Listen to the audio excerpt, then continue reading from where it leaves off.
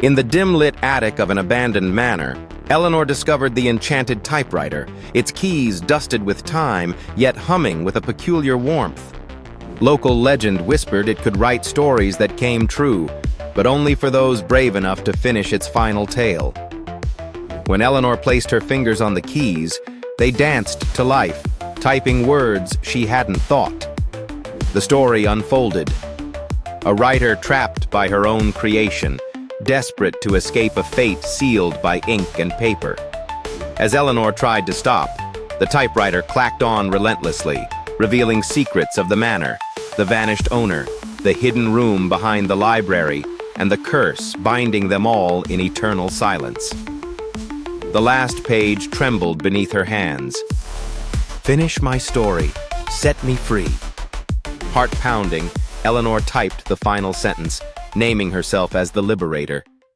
The attic air shimmered, the typewriter's keys stilled, and a spectral figure smiled in gratitude before fading away into the morning light. As dawn broke, Eleanor realized the typewriter's enchantment was gone, but its story and her courage would live on forever.